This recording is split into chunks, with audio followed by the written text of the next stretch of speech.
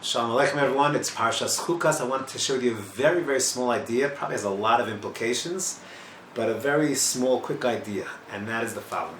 We read about the height of Moshe Rabbeinu, and we're told, gather, take your mata, gather up the people, atov aron achicha, v'dibartem el hasela la'eineihem. And they were told to speak to the selah, to speak to the rock, and then v'nasan me'ma v'otseisa, and then water will start to flow from the rock. Speak to the selah. And there's an emphasis in the psukim that you'll speak to the selah le'eineihem, in front of everyone, and as a result, the water is going to come out, and that's going to produce some kind of kiddush shem shamayim. So the Mefarshim struggle mightily, many different pshatim, what exactly was the sin of Moshe, and what was so terrible, after all, by hitting the rock. First of all, he was already commanded. We had this episode before in Parshat Chukas, where the people needed water, and he's told to hit the rock. There he's told to hit the rock. Here he's told to speak to the rock. He hits the rock. He was just doing what he did back then. What was so terrible about hitting the rock? Moreover, what's his punishment? His punishment is he can't enter into Eretz Yisrael. So why is that the midah keneged midah? Why is that the punishment that he gets for hitting the rock instead of speaking to the rock? So I don't know where I heard this, but I believe there's a real insight over here, and that's as follows.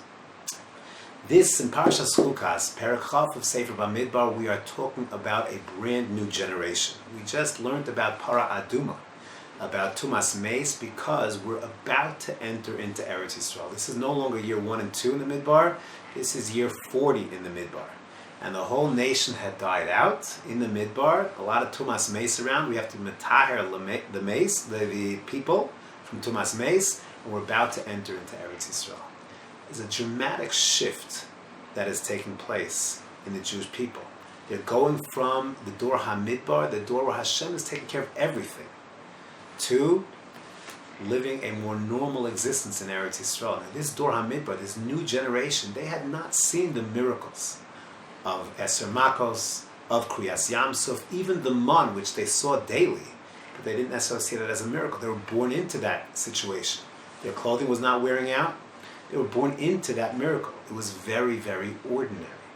So it could very well be that Hashem needed, just like He always does in transitionary stages. When Bnei Yisrael left Mitzrayim, they needed Nissim to get them forward, to spark this new stage in their existence.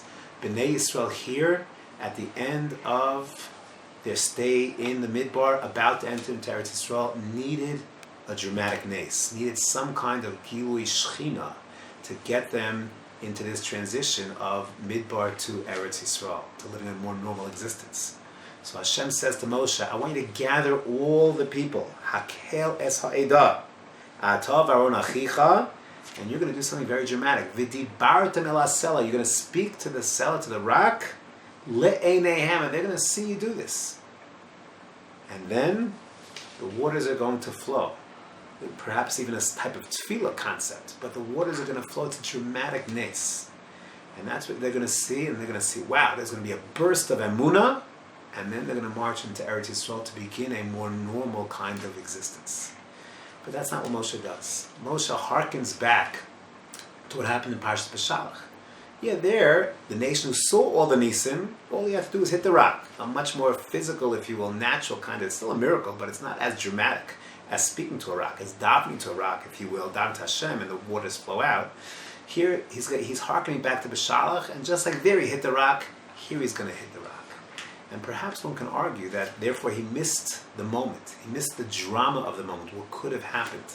And on some level, this is a brand new generation. Moshe Rabbeinu was, if you will, leading this generation in the very same way that he led the generation that left Mitzrayim. It's a new generation, and perhaps needs something a little bit different. And as a result, Moshe is not punished that he can't go into Eretz Yisrael, but there's a natural consequence. There's an opportunity here that was missed. Perhaps Moshe is no longer the right person. He was aligned with the Dor HaMidbar, the Dor HaYotzei Mitzrayim. Now we need a new person, the pupil of Moshe Rabbeinu, Yoshua ben Nun, who's going to go ahead and bring them the next step. It's always critical when it comes to all aspects of life. When we teach our children, we teach our Talmidim, different situations warrant different responses. And indeed, the needs for water of the door that left Mitzrayim by Mara was a very different need than the door over here by the Mei Meriva. Very, very different need. There, yes, hit the rock. Over here, they needed something different. And a person has to always be sensitive to unique needs and unique situations. This child might need something different from this child. This Talmud might need something different from this Talmud. This neighbor, this friend might need something different than someone else. And that requires a lot of chachma, a lot of subtlety. Again, a very small difference, but apparently made all the difference in the world. So perhaps a lesson we can take from the chet, Moshe's, again, on his level, of course, but his failure in speaking to the rock in hitting the rock instead of speaking to the rock, and with the ramifications that flowed directly therefrom, pardon the pun, but that flowed directly therefrom. Have a great Shabbos.